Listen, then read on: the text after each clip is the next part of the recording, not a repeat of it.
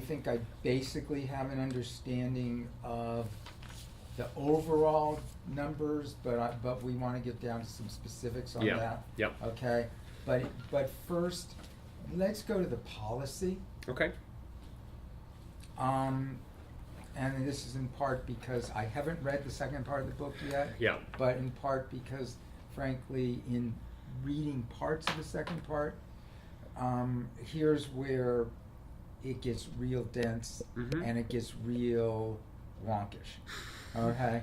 And I do work at a think tank. Right. Well, and you're talking to somebody. Some license. It's required. Right. I got to keep my credits. You've got a little So, background yourself. so for what that, I so- really want you to do is, first of all, for me, summarize. I want to get a sense of, one, what is wrong with the paradigm, the model we're using right now. You know, why does it not work? Why does the 1964 paradigm, if you will, not work here? And then, if you were to, in simple terms, lay out 2 or 3 examples of the most effective things that could be done. Yeah.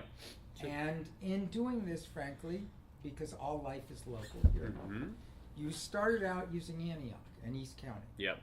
as your number 1 example in the whole book. So as you answer those 2 questions,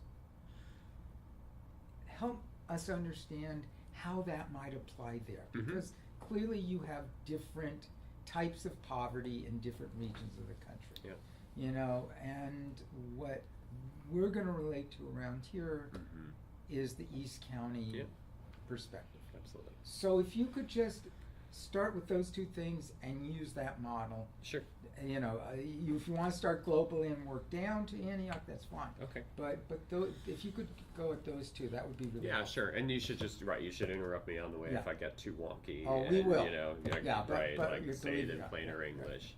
So, I mean, I think that you have captured the basic provocative thesis of the book is that we have a system of public policy that, in the main, was set up to address a form of poverty that's about 50 years out of date. It was really set up, in the 1960s for the poverty of the time, which was inner city poverty and, to an extent, remote rural poverty. That's what President Johnson, when he rolling out the war on poverty, he went to Eastern Kentucky, he put his leg up on a stoop and talked to some poor white folk in Appalachia. Watch it now. And, You're talking to West Virginia. All right, there you go, hometown. What we have today is a world where the majority of the poor live in suburbia. All different kinds of suburbs, but there are features of that poverty that differ quite a bit from what poverty was like 50 years ago. It's more spread out. It exists in places that don't have the kind of organizations and capacity that we spent 50 years building in inner cities through community development and the like. Those sorts of organizations don't really exist in these places. And the politics are a lot more complicated. Let's say, the fragmented suburbia in which most Americans live, small towns, small cities, small scale, and in a lot of cases, a bias towards avoiding the problem rather than owning the problem and doing something about the problem of poverty. So, our argument is that in the absence of a lot more federal resources for poverty alleviation and suburban poverty alleviation from Washington, doesn't really seem like it's forthcoming anytime soon, right? We just got to get smarter about how we do spend the resources that we have, which are not insignificant. In the book, we measure about $80 billion in annual federal spending on sort of what we call place-based anti-poverty initiatives. It's neighborhood and community economic development, affordable housing development, the provision of basic social services like... Run the 3 over again. Yeah, so which three we were talking about? Right, So the three neighborhood improvement, we call it. So this is community economic development, affordable housing, the infrastructure, the economic infrastructure of these communities. The second is sort of critical supports that have a bricks and mortar component that need to be delivered in place. So whether that's the provision of workforce training or child care or a community health clinic. You can't do that stuff virtually. You have to do it in a place. You have to interact with people, and so you have to locate that stuff somewhere. And then the third are what we call sort of moving to opportunity programs, residential opportunity programs, like the housing voucher program. That's not a place-based program, but it's designed to help people access a sort of different local environment, right, that they might not be able to access in the absence of that support. Where those programs break down in suburbia is around neighborhoods. Lots of suburbs really aren't formed around the notion of a neighborhood doesn't have a lot of resonance, I'd say, in a lot of places in Contra Costa County. The issues, the populations are more at a municipal scale or a whole sub-region of the county like East County. So yeah, that doesn't mean there aren't pockets of poverty in an Antioch or in a Brentwood or in a Pittsburgh, but the issue is much more spread out. It's not concentrated in an inner city community like it might be in an Oakland or even in a Richmond. The second place it breaks down, right, is alluded to earlier, is just the capacity of sort of native organizations. We haven't spent a lot of resources helping to build that capacity. The problems are newer in a lot of these places, so it's not like organizations sort of grew up alongside these challenges over time. The challenges just sort of arrived on their doorstep, and there wasn't a lot of native capacity in these places to deal with these issues. And a lot of these programs are very complicated and sophisticated, and you have to have knowledge of the private capital market to deliver them, or you need sophisticated data infrastructure to keep track of multiple programs and service delivery models. A lot of that stuff is lacking in suburbia. About that, the cities that did in good faith try to do something when it became to them, did they not just kind of look at the inner city and just try to take that model and plop it down where they are, which is not necessarily the what is the dynamic of that? Yeah, I mean the dynamic. Why can't you just? Yeah, I mean I think the dynamic. Right, I think that's right, and I think the dynamic is just a response to the policy incentives, right? If the federal and state programs are structured to deliver resources to for community economic development in the form of a new markets tax credit or a low-income housing tax credit, so you just need to set up structures with which the federal or state regime is familiar, and so you just end up copycatting in a lot of ways what cities did and what big cities did, even if that's not and in why fact would that right. be a bad thing, or not a bad thing, but why would there be a problem in smaller areas or in cities or Well, I think it's a problem in the sense. So it's often not the city setting it up; it is the nonprofit community setting it up. But it doesn't always have a. I don't think it. And again, my Contra Costa friends can respond to this, but I think the city and the county isn't always a sophisticated and capable partner in those efforts. That actual public infrastructure to support those efforts may be lacking, just because it's not something in which the local populace decided they wanted to spend a lot of their tax revenues. We visit a lot of places around the country where to do affordable housing, you have to have a housing department in your city or your county that's staffed with experts, and they do code enforcement, and some places they just don't even have that. And when budgets get tough, right, that's the first thing that goes. It's not police, it's not fire, it's the people who do these things to help the poor, help poor neighborhoods.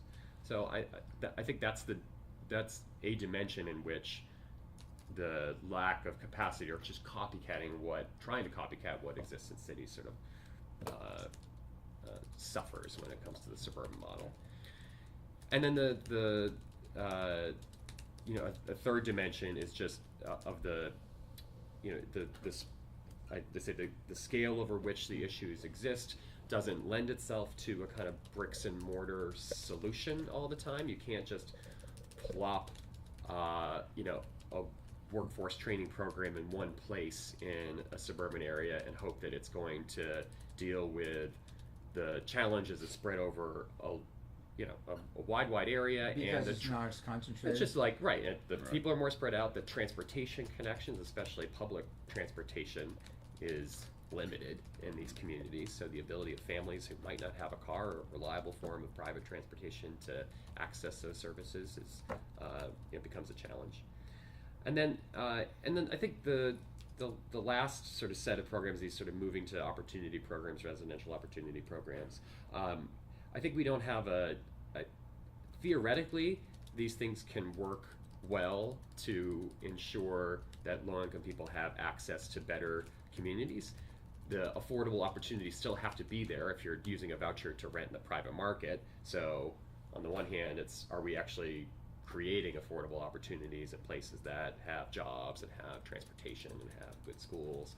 But then secondly, to the extent that those opportunities exist, through something like the housing voucher program, are we actually helping families to identify those and get to those places and help counsel them? I think, we spend money on the subsidies themselves and spend precious small amount of money actually helping families to decide and identify what are the best opportunities for themselves and their families, and we just got cheap on that side of the equation, which in the end I don't think it costs a lot, but it's really crucial, I think, to the success of a strategy like that. So if you were to identify three specific, just take three, the top three things that could be changed. Yeah. What would they be? Yep. So there are three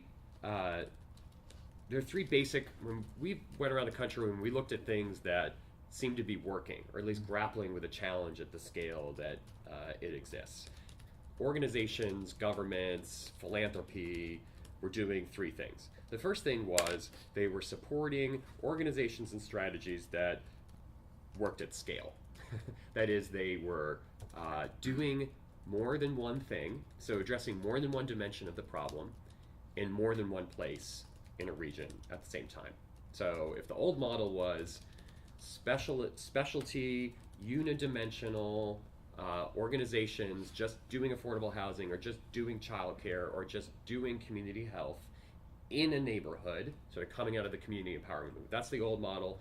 The new model is we're going to do a range of different things. We're not going to do everything, but we're going to do things that address multiple needs that families have, and we're not just going to do it in one neighborhood. We're going to do it across a whole region or across a whole sub-region. So you're saying developing organizations that are multi-dimensional in what they can do. Absolutely. And again, public policy is not biased in that direction, not set up in that direction. It's set up to send dozens of different streams down little pipes to whatever organization is identified as the right organization for that stream.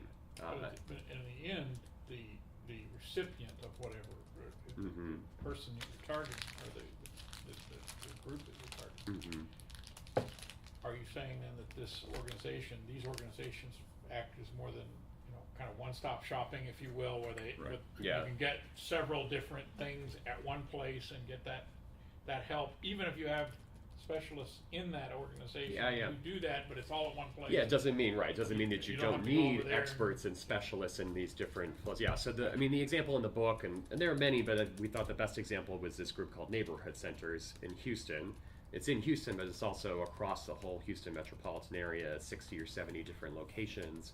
It gets support from 35 different federal programs and another 10 state programs, and so it's doing a wide range of things. But it's not, I think the other important thing about it is it's not a top-down kind of solution where they just do a cookie-cutter model and put it in these 60 different communities. They work with community leaders, existing small organizations to develop tailored solutions. So what they provide in the Gulfton neighborhood, which is in inner city Houston, is a very diverse, multilingual, all around the world refugee population. And what they provide in Pasadena, Texas, which is a suburb, which is sort of on the way to the chemical plants, mostly Latino, right? It's different. There's transportation and sort of political representation solutions over here. It's a charter school, community center, more of a workforce focus over here. So it's that's scale, and I think because they just do everything bigger in Texas. They're just biased towards, let's just find a service provider of choice and make that our go-to organization for the city, for the county, for the region. So in Contra Costa, you would be talking to bring that home. Mm-hmm. The Iron Triangle of Richmond versus Sycamore and Antioch areas. Those are different. Yeah. They're geographically different. They're different constituencies, yet suffer from many of the same problems, and you have many of the same needs. And you've got the Spark Point Center in Bay Point, which Right. provides a multitude of services to people in East County. Yeah. And, those kinds of things are what you're looking at. Yeah, that's right. And then you're able to, right, it's not just about using money more efficiently, it's actually meeting communities and families where they are. So if they come to you with a range of different needs, you're able to address those at one time. You're able to see the family as a whole rather than, say, oh, okay, we'll do this for you, and then we're going to refer you to these other guys over here, but we'll just have no sense of how these outcomes relate to one another. Well, and Dan, we've even got pushed in at but we felt that our distributions, we're doing food stamp outreach, and we're connecting people with vaccinations for flu, and so it becomes sort of there's an access point where you got 500 low-income people showing up, so it's a chance to provide a diversity of services to them. So the second feature that I think we saw that was really important, which again I don't think our policies are set up to enable, is collaboration. And it's nice to say, like, everybody talks about collaboration, nonprofit community, and philanthropic community. It's sort of a nice thing to say, but that's not where the incentives necessarily lie. It's like a thing that you do when you're done with your regular 60-hour-a-week job and you decide you want to maybe talk to these other folks and see what you can do together. But it's just not baked into the system in any meaningful way. And as long as you're not competing for funding. That's the other thing, right? It's like, right. In fact, it's the opposite is true. Is that in a lot of cases it's dividing you rather than bringing you together. Just an example that's discussed in the book is foreclosure prevention and alleviation through HUD, through the Neighborhood Stabilization Program and the Community Development Block Grant Program. South of the city of Chicago in Cook County, Illinois, a group of suburbs that were actually the places in the Chicago metro area with the highest rates of foreclosure. It wasn't on the south side of Chicago, it was actually in southern Cook County. Each of them, in their wisdom, said, look, we don't have a housing department in the small city of Harvey or Park Forest. We all got to get together here. We have the same problem. We have the same populations. If a dozen of us or 24 of us got together, we could use, under the auspices of an association, we could use these funds more wisely and get much more leverage out of them, private sector leverage. HUD said, yeah, that sounds fine, but we're just not set up to deal with an association. We have to deal with city governments. So we'll give you a grant, but we're going to give it to 11 of you individually. Finally, they sort of fought through that, and eventually with the state and with HUD got to more of this sort of collaborative model. But again, that's what they had in mind was exactly the right strategy, and it was exactly the thing that federal and state policy were not set up to do.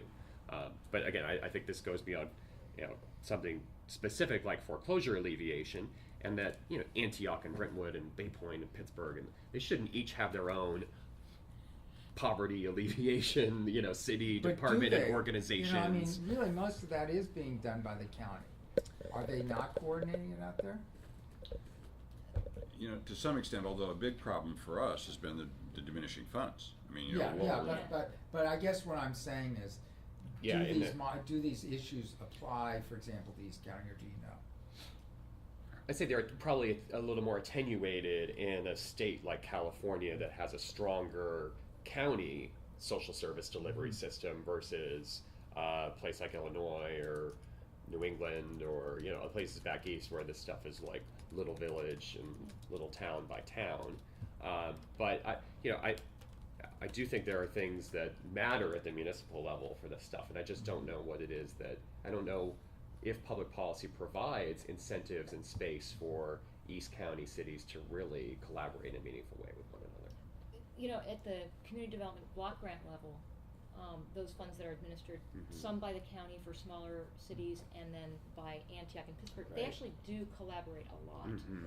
They have a unified application process, and the program officers talk to each other a lot. Good. So at least at that level, Yeah, I think so it they're actually doing is happening. a good That's good. job. And again, that's something that's going to change from HUD field office to HUD field office, Correct. and some of them Yeah. have religion on this, and some of them don't. Right. And I think the leadership in Washington isn't actually providing I that. think regions of the vision. country have different views about Yeah.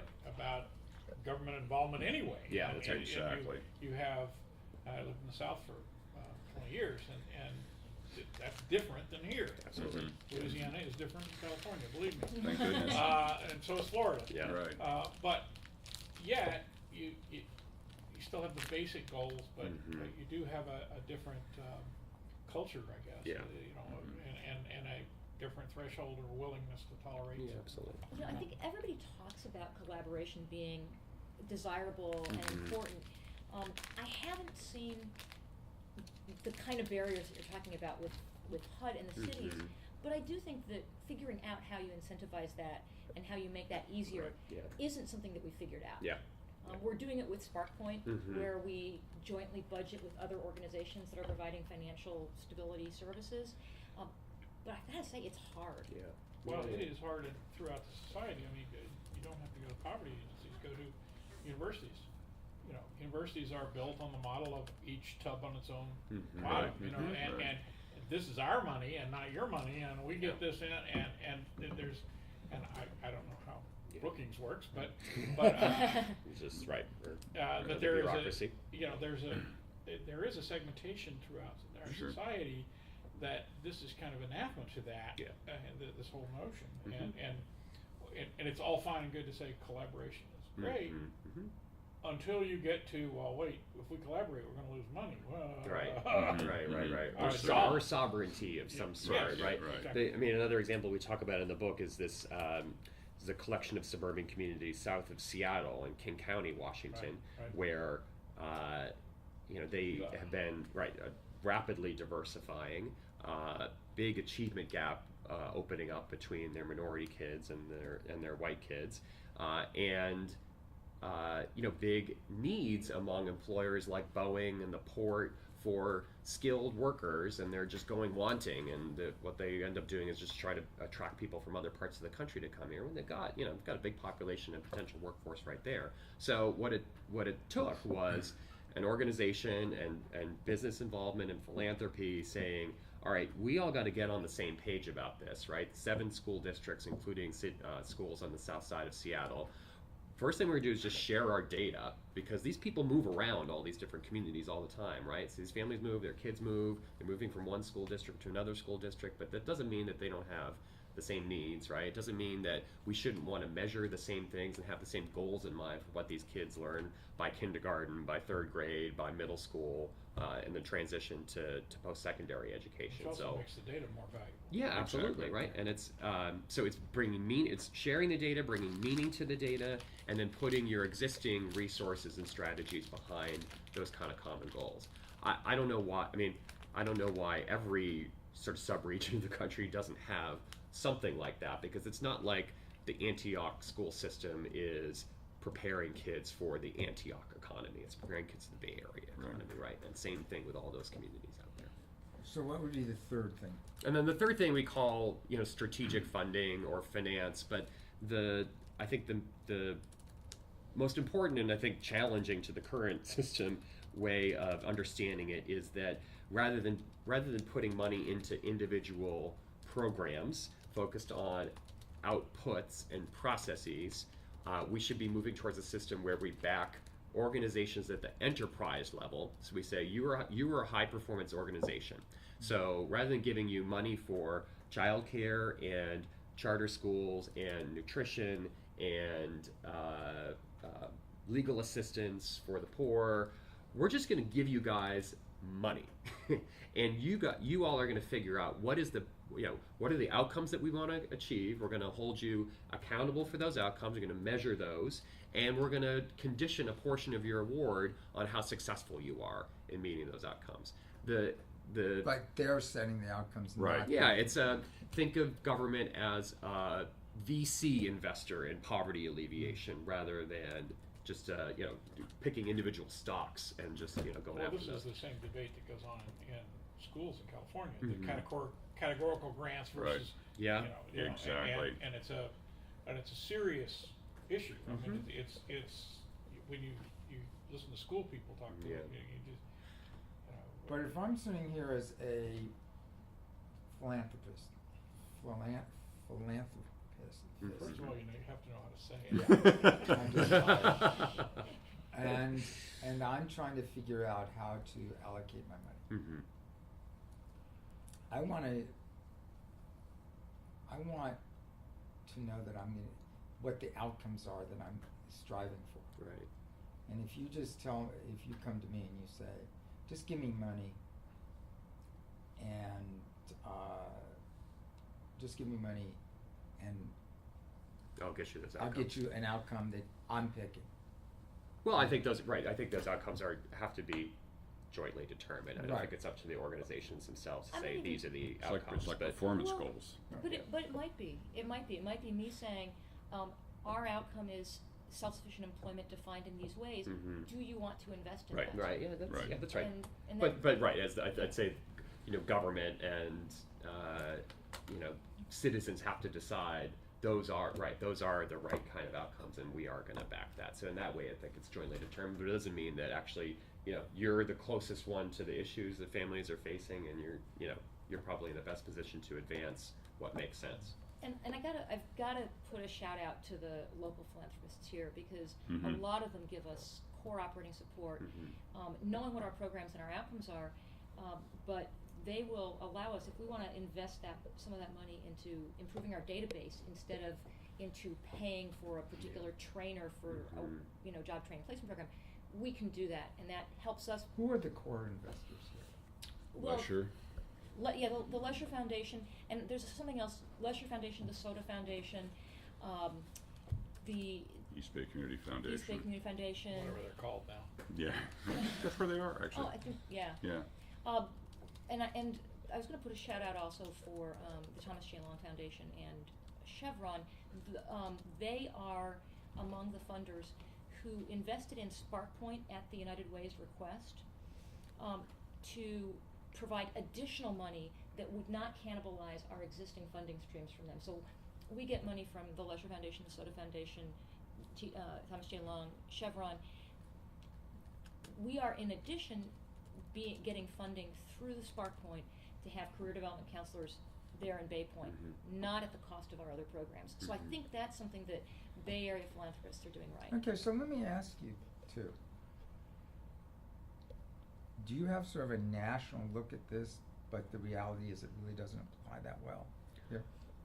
Well, let me just ask Alissa, is that the way the county works, right? Do you get money from the county, and is the county money core operating support, or is the county money for this thing and for that thing? How does that look different than the philanthropic money? Yeah, government money looks very different. Right. And I do still think that the whole issue about there not being the resources period out here is huge. Yeah.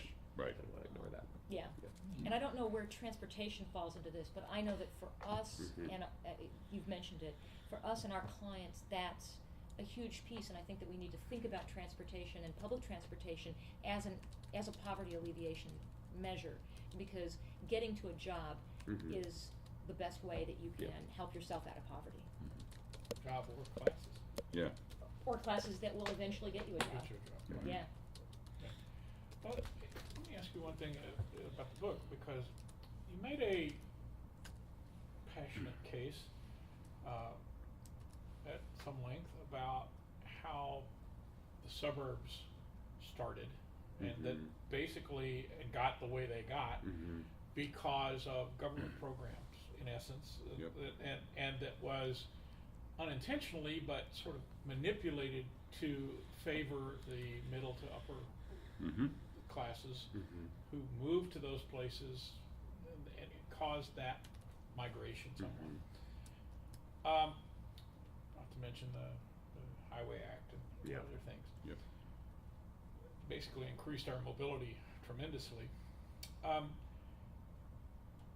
Now we have the issue of the suburbs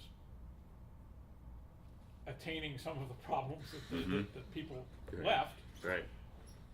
how much of that is due to unintended government action? For instance, if you, however well-intentioned, you require a city to have affordable housing. Mm-hmm. You require certain, certain actions happen. Is that not actually helping to create the problem in much in the same way that you had before? How much of it in terms of government action? I don't mean in any kind of nasty way. No, I know. I just you're right. wonder. It struck me as I was reading that, and for instance, in the because it's government action that had a lot to do with subprime housing and some of that sort of thing, and all of that was intended for both of them for good purpose, and yet somehow we screwed that up pretty well. Didn't work well. So tell me it. Yeah, I absolutely right. The Fair Housing Act, the development of the Section 8 housing voucher program in the 1970s and the 1980s, the moving to opportunity experiments in the early 1990s that helped people move from high poverty inner city housing to low poverty, mostly suburban communities. The Hope 6 program that redeveloped a lot of very distressed inner city housing into mixed income communities. All of this, I think, was a response to the legacy of racial and economic segregation from the 50s and the 60s that concentrated poverty in inner city neighborhoods, prevented poor and minority families from moving to lower poverty suburban communities. And I still believe, even given the trends, that was the right thing for public policy to do, was open up better residential opportunities for low-income families. Where we've fallen short is in the sense that we're not dispersing poverty in a lot of cases. We're just reconcentrating it in certain suburban communities, the way it was not throughout cities. It was in certain communities and cities, because we provide subsidy, but in the main, we just sort of, what's the subsidy? We just sort of let the private market sort it out, right? So where the affordable housing opportunities happen to be because there's not great economic opportunities there or job opportunities there, or the housing has aged because it was built in the 40s and the 50s and hasn't been redeveloped in suburbs, that's where poor families end up mostly. That's where poor communities begin to develop. And so the danger is that we are recreating the same problems in certain suburbs that we spent 50 years trying to fix in our cities, and we haven't even fixed those yet, right? Those still exist despite these initiatives. I think the challenge is, how do we make sure that as we're promoting opportunities for low-income families to live in suburbs, that we're not just, we're not concentrating them in certain suburbs, that we're actually giving them access to the kinds of places that have the things that we know matter for economic success. Well, some cities have gamed the system in that they have concentrated their low-income housing for seniors. Right. And you're taking predominantly white seniors, placing them in a predominantly white community at low income, and now you've satisfied your requirement, and you haven't changed. You haven't really contributed. So I wonder if how do you attack that? I'll be honest too. As much as government, right? You could argue that government has, acted and then suffered unintentional consequences. In a lot of other ways, it hasn't acted or hasn't had the ability. So, La Mirinda can still say, there's a housing element plan, there's SB 375, his big plan, but at the end of the day, they can just we're just not gonna build this stuff, and you can penalize us around the edges, but it's local control is still the order of the day in California and just about every other city across the country. Basically, in California, you can take your road money away from you, but Yeah. in That's the Marinda, the biggest roads are so bad anyway. Who cares, right? So help me understand a little bit about some of the questions that I emailed you. why did you start focusing on East Contra Costa stores? We went to a lot of regions around the country. We went to Chicago, we're in DC, Cleveland, Denver, Atlanta, Seattle, LA, Houston, and but each of them has suburban poverty. Each of them has, over the last decade or so, transitioned to a region where now the majority of the poverty can be found in the suburbs. But this story was unique and different to us in a couple of respects. One is in so many other places around the country, it was really a story of older suburbs that are very close to the urban core, that look like the urban core, right? And they're just sort of taking on, both socially but also physically, the characteristics of distressed inner city neighborhoods. These places are a long way from the urban core. They don't. I think if you go to certain East County, you go to certain neighborhoods, and in certain parts of Antioch and Pittsburgh, and they look, they are older, they look older, they're a legacy of the industrial heritage of those. But a lot of the poverty can be found in very, very new communities too. So I think it was for me, it was an economic, a geographic, and just a kind of physical challenge to the conventional wisdom. Like, if you think there's suburban poverty, and you may have read stuff over the past 20 years about the plight of the first suburbs, this is something very new, right? And that was the other important thing about it, was this is about the economy that we built, or we thought we were building, in the 2000s, right? And the kinds of cities. Places that we're developing, right? Real edge cities, getting, the bleeding of the Bay Area into the Central Valley, which I think is essentially what's kind of going on out there in East County.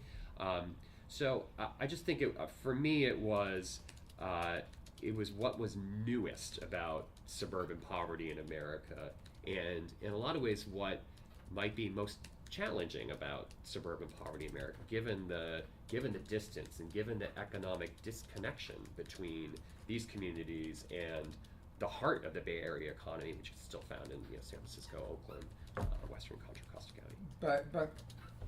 But to be contrarian for a second, as Alissa said, it seems that they are trying to do already some of the various things that you suggested in trying to address those problems. So I guess my question is, just because it is so spread out, so far from the urban core, might it still be doing better than some parts of the country in addressing that poverty? Yeah, so I didn't, right, and I think in choosing that story didn't mean to suggest that this is the worst example of suburban poverty. I think at the end of the day, I would, if I were a low-income family, I'd choose to live in Antioch before I choose to live in East Cleveland, Ohio, right? But is it an example of poorly addressing? There are two parts of this. There is what it is, and then there is the second part of the book, if you will, and that is how we address it. Yeah. And I guess my question is this an area that is doing well or poorly relative to other suburban poverty centers in its mechanism for addressing? I just wanted to say, I think the people who are here and working on it are trying to do the things that Alan is talking about, but there is such a distance from the philanthropists in San Francisco. Right. They don't see themselves as part of our Bay Area, and that means that we have fewer resources to deal with a larger number of poor people and to help them get out of poverty. So that's I said great things about the people who are working here, but it doesn't mean that the contrast between sort of the resources available in San Francisco and the resources available in Antioch is huge. Yeah. And I think, the other, and again, this doesn't mean that it's not even more of a challenge in dying industrial areas of the country, but the question about what kind of economy can we create in East County? What kind of jobs can we grow there that will provide meaningful opportunities for the residents? What is the future? How can it be a bigger part of the Bay Area economy? So let's be saying, right, that just having a job remains the best antidote to poverty, right? But the economy that was created out there over the last 10 or 15 years did not turn out to be a sustainable economy. And now it has to reinvent itself. And the question is, how is it prepared to reinvent itself? Is eBART going to be the salvation and what will lead, many companies to want to develop, new offices and opportunities the out there? The opportunity for Contra Costa County was there, and it was Far East County, which was, Byron has an airport. For goodness Right. sakes. It is close to the Central Valley. Right. Your description of Brentwood becoming the westernmost outpost in the Central Valley, Right. and morphing into the easternmost outpost of San Francisco. Right. I thought was apropos, and then you have but you have Manteca growing, you have all of that on that end, Livermore. Yep. It seems to me that the proper controlled growth, industrial growth, or I don't Right. mean Right. putting an industry out there necessarily, but things that do hire people jobs Yeah. that are meaningful, good jobs. Mm-hmm. It's always seemed to me to be the most opportunity in. Yeah, and it can't just be, you guys should challenge me on that. I don't think it can or should be just a bedroom community for the rest of the Bay Area. Right. And perhaps the roots of the solution lie in its past, right? As a hub for the California agricultural economy, as a hub of advanced manufacturing and industry. It's got good bones in that sense. It's got access to a waterway. Right. It's got the airport to which you referred. Let me suggest you, and be a little bit contrary to Dan in this sense, okay? Mm-hmm.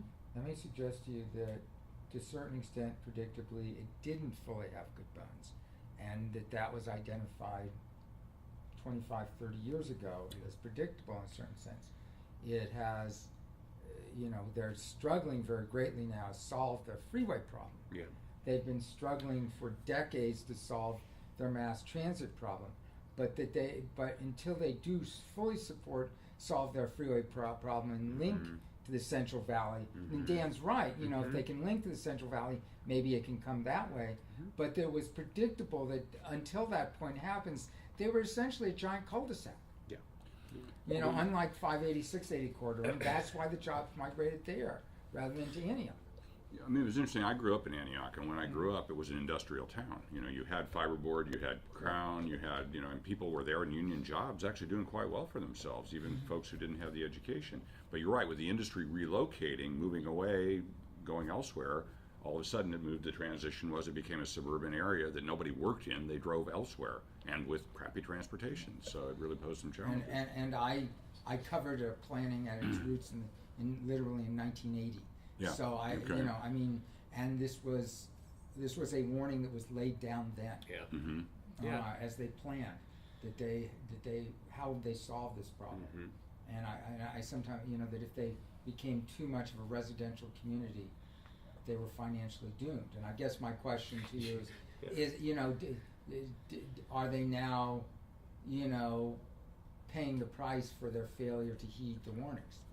I would say yes. I think that's what happened. They started building nice McMansions out there that they could sell cheap, and then the housing market dove, and there you have it. It's like what there's no foundation on sand, and that's what they did.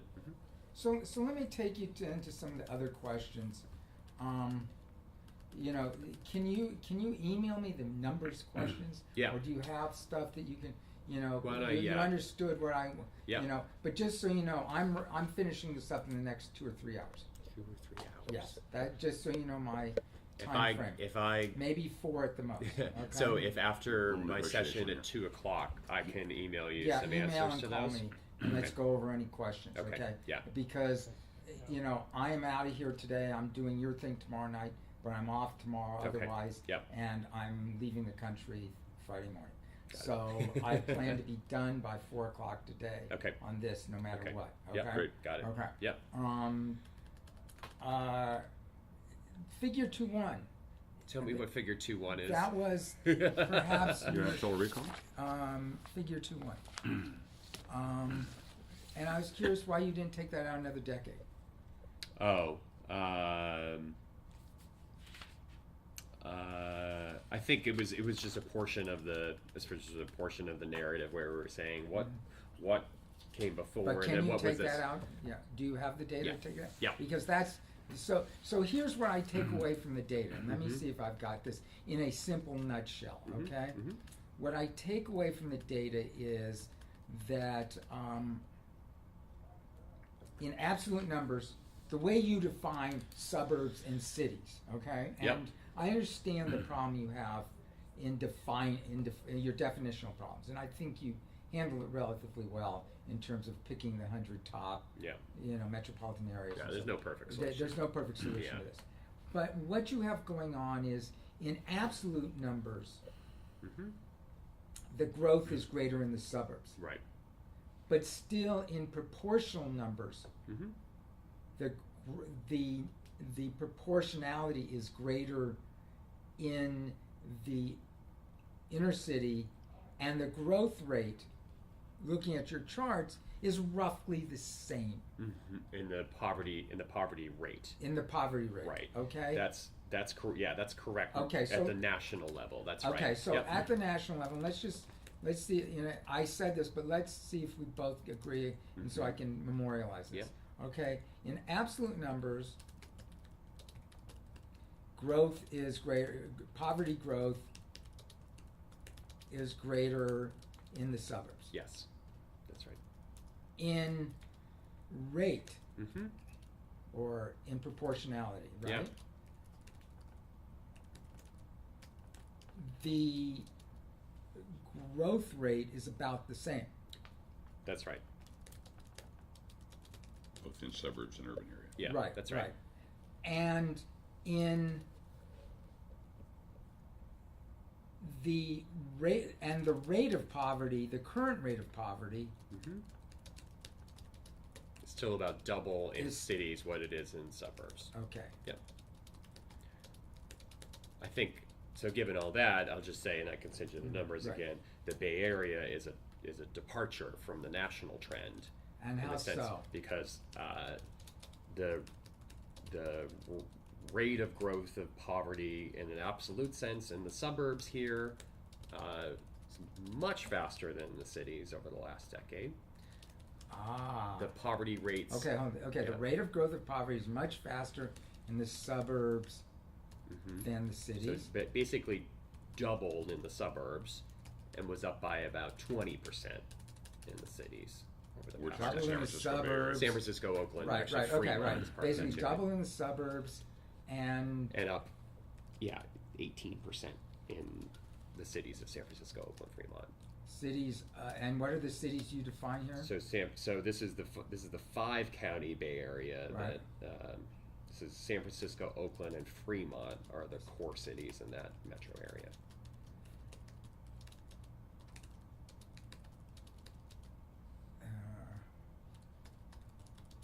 So in your calculations, you consider, for example, Richmond to be a suburb. Richmond, yeah, it's the way the census Right, I Bureau understand. is counted too. Right. Yeah, again, it's not. San Jose is a separate metropolitan area by yeah. the census's definition. I know it's part of the Right. planning Right. area What's of the it Bay doing? Area here. Would compare. Didn't bring those numbers with me. So. But it would probably include like Morgan Hill and Yeah, that's probably those right. guys would be the suburbs. And then Okay, just the so other thing. the rate of growth Yep. is okay. Then the absolute poverty numbers. So then the poverty rates, so the poverty rate in San Francisco, Oakland, Fremont. Wait a minute, let me back up then. Yeah, sorry. What you taught, your last number was the rate of growth. Yeah, so the rate of Okay. growth in the poor population is what. Right, yeah, right, what right, we right. just We're all talking about right? poverty. Yep. Right. The poverty, then go ahead. What's So then the poverty rates are, the poverty rate increased more in the suburban areas of the Bay Area than it did in the cities of the Bay Area over the 2000s. okay? And then the other distinction is that while as nationally the poverty rate in cities is twice what it is in suburbs, roughly, that that difference is much more narrow in the Bay Area. It's 14.7% in the cities. It's 10.5% The in the poverty suburbs. rate. Yeah, the proportion of the The population proportion of the living under the poverty line. proportion difference is narrower. And what are the numbers?